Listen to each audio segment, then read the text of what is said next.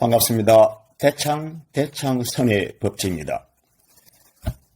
대창은 대원사의 대와 창문의 창의 약칭이고 대창선의 선은 참선, 자선의 선입니다. 오늘은 대원사 대창선 이야기로 육조 해능대사의 깨달음, 육조 해능대사의 깨달음에 관하여 한 말씀 공유해볼까 합니다. 육조 해능대사 그러면은 다 잘 아시죠?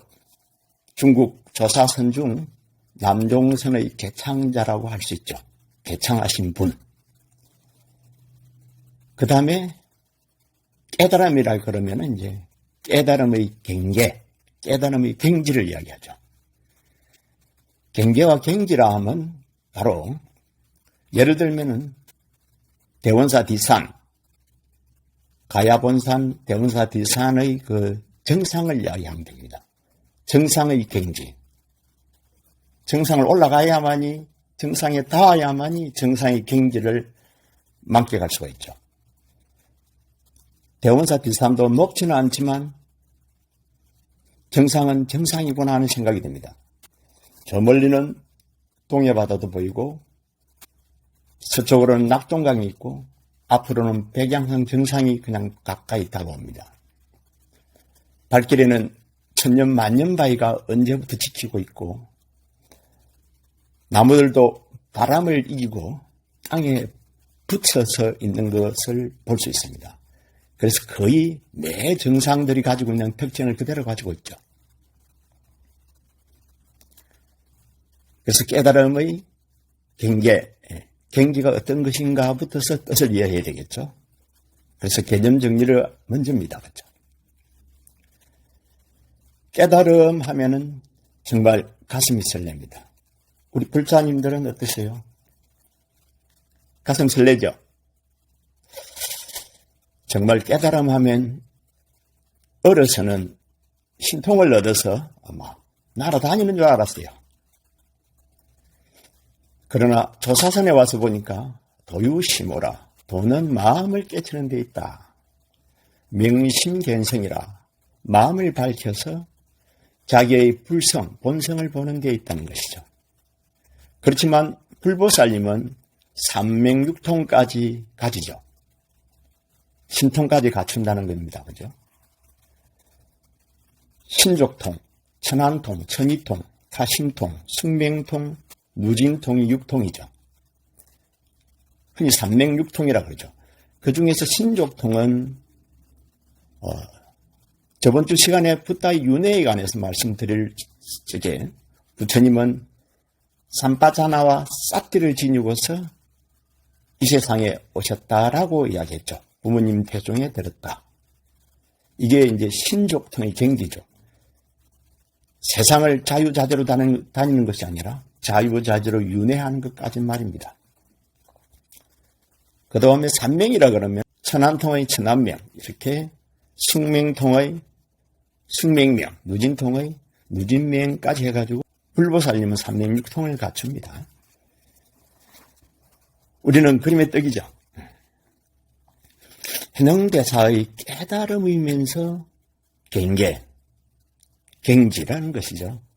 그럼 깨달으면 해능대사는 무엇을 깨달았을까요? 바로 딴 것이 아니라 무념, 무상, 무주를 깨달았습니다. 그래서 무념, 무상, 무주는 수행이면서 깨달음의 경계입니다. 먼저 무념을 봐보면 생각이 없다. 이 말은 안 좋은 생각이 없다. 탐짐치가 없다. 분별심이 없다는 것이죠. 도발킬 생각은 있는 거죠. 마음 밝힐 생각은 자리하고 있는 거죠. 강경에는 이렇게 이야기하고 있죠. 해능스님이 홍인대사로부터서 인가를 받고 가사와 바로를 가지고 새벽에 남쪽으로 달려 내려오죠. 왜냐하면은 다른 제자들이 그 해능대사의 바로와 가사를 뺏을까 싶어서 새벽에 출발해서 남쪽으로 내려오는데 이미 많은 제자들이 눈치를 챕니다. 그 중에 해맹이라는 제자가 눈치를 채고, 해맹은 본래 출신이 건장한 장군이었대요. 그러니 얼마나 힘도 세겠습니까? 그리고 공부도 정진도 열심히 했는데, 나무꾼이었던 해능대사, 키도 작고 빼빼한 놈이 돌을 얻어서 가사와 바루를 가지고 밑으로 내려갔다 그러니까 따라가 잡아야 될 거 아닙니까? 그래서 해맹존자가 따라서 내려오죠. 그래 결국에는 해능대사가 뒤를 밟히죠. 밟히니까 할 수 없이 바루와 가사를 바위에 올려놓고 뒤에 숨죠. 숨는데 해맹이 옳거니 바루와 가사를 보고는 가지고 가려고 딱 잡는데 떨어지질 않죠. 그때 정신을 바짝 차리죠. 이거 아니구나. 그래서 바로 해능대사를 부르죠. 해능대사님, 저는 바루와 가사를 가지러 온 것이 아닙니다. 선법을 배우러 왔습니다. 라고 이야기하죠. 그때 해능대사가 조금 있다가 이렇게 이야기하죠. 불사선 불사악하라. 선도 생각하지 말고 악도 생각하지 마라. 그때 그 자리가 해명상자의 본래 면목이다라고, 이것이 홍인대사의 가르침이라 그러죠. 본래 면목에 집중하는 거죠. 무념이 아니죠. 본래 면목이 자리하고 있는 그 무념인 상태죠. 이것을 발심된 상태라 그럽니다. 그래서 금강경은 발안욕 다라삼약 삼보리심의 발심의 상태이죠. 그 다음에 무상이라 하면은 상이 없다, 모양이 없다는 거죠. 이걸 이상무념이라고 하죠. 상을 여의면 또 무념에 돌아간다고 말해놓고 있고, 도신선사는 일찍이 상각부정이라 그래가지고 항상 깨달아 머물지 말라. 이것을 다시 각심은 재정이요 각법은 무상이라. 깨달은 마음은 목전에 있는데 각법은 행상이 없다는 겁니다. 기가 막힌 포인트죠. 그 다음에는 무주이죠. 무주는 머물미 없다, 고정되어 있지 않다는 것입니다. 만약에 깨달음이 머물러 있다면 깨달음이 아니라는 거죠. 깨달음은 살아서 움직이는 거죠. 머물면 에고가 생기고, 에고가 생기면 집착이 생기고, 집착이 생기면 무주에 입에 되는 거죠. 이것을 다른 말로 빌려서 한번 표현해 보면 연배연을 들 수가 있습니다. 연배는 본체, 본질은 가지고 있지만 인연 따라 변하는 걸 이야기하죠. 무슨 말이냐면은, 이번에 아는 스님이 얼음골 맛있는 사과를 한 박스 보내봤습니다. 그럼 이 사과는 어디서 나오죠? 사과나무죠. 이 사과나무를 가만히 보면은 지금은 겨울이라 입을 떨구고 시원하게 딱 자리를 지키고 서가 있죠. 그러나 봄이 오면 또 인연 따라서 새싹을 피우고 꽃을 피우고, 여름이 되면 무성해지면서 사과가 커가죠.